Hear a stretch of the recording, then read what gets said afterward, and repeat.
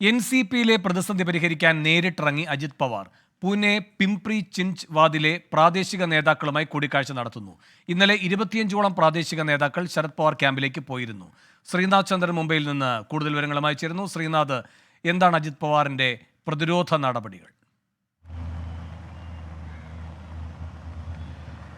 വേണു, പൂന എന്നത് NCPക്ക് വലിയ കരുത്തുള്ള ഒരു മേഖലയാണ്. ബാരാമതി അടക്കമുള്ള സമീപ മേഖലകളിലൊക്കെ തന്നെ NCP എക്കാലവും വലിയ മേൽക്കോയ്മ ഉണ്ടാക്കിയിട്ടുള്ള ഇടമാണ്. അവിടെയാണ് ഇപ്പോൾ ശരത് പവാറും അജിത് പവാറും ആരാണ് അവിടെ കൂടുതൽ കരുത്തൻ എന്നുള്ള ചോദ്യമുയർത്തിക്കൊണ്ടുള്ള പോരാട്ടം നടത്തുന്നത്. ലോക്സഭാ തെരഞ്ഞെടുപ്പ് ഫലം വന്നപ്പോൾ ബാരാമതിയിൽ ശരത് പവാർ വിജയക്കൊടി പായിച്ചു. പിന്നാലെ വലിയ ഒരു രോഷം അജിത് പവാർ ക്യാമ്പിൽ ഉണ്ട് എന്നുള്ള വിവരങ്ങൾ പുറത്തു വന്നു.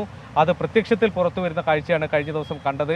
2 മുൻ മേയർമാർ, 20ഓളം മുൻ കോർപ്പറേറ്റർമാർ, അങ്ങനെ പ്രാദേശിക തലത്തിൽ അജിത്തിനൊപ്പം നിന്നിരുന്ന നേതാക്കൾ കൂട്ടത്തോടെയാണ് ഇന്നലെ ശരത് പവാറിന്റെ പൂനെയിലെ വസതിയിലേക്ക് എത്തുകയും അവിടെ പാർട്ടി അംഗത്വം സ്വീകരിക്കുകയും ചെയ്തത്. ഇന്നലെ ഗഡ്ചിരോളിയിൽ വെച്ച് മാധ്യമപ്രവർത്തകരെ കണ്ടപ്പോൾ അജിത് പവാർ പറഞ്ഞത്, നിയമസഭാ തെരഞ്ഞെടുപ്പ് അടുത്തിരിക്കെ സീറ്റ് കിട്ടില്ലെന്ന് ഉറപ്പായ ചിലരൊക്കെ പാർട്ടി വിട്ടു പോവുകയാണ്, അതിനപ്പുറത്തേക്ക് അതിന് വലിയ പ്രാധാന്യം ഇല്ലെന്നാണ്. പക്ഷേ ഇന്നിപ്പോൾ രാവിലെ അജിത് പവാർ പൂനെയിലേക്ക് എത്തുന്നു. പിംപ്രി ചിഞ്ചുവാദിലെത്തി അവിടെയുള്ള പ്രാദേശിക നേതാക്കളുമായി അദ്ദേഹം കൂടിക്കാഴ്ച നടത്തുകയാണ്. കൂടുതൽ ഒരു ഡാമേജ്, ക്ഷീണം ഉണ്ടാവുന്നത് അജിത്തിന് ഒഴിവാക്കേണ്ടതുണ്ട്.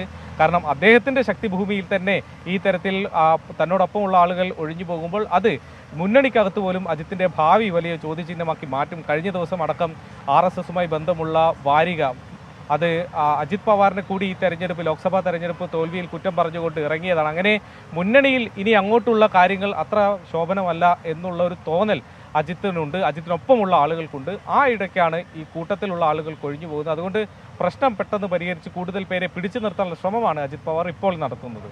ശരി, ശ്രീനാഥ് ചന്ദ്രൻ മുംബൈയിൽ നിന്ന്.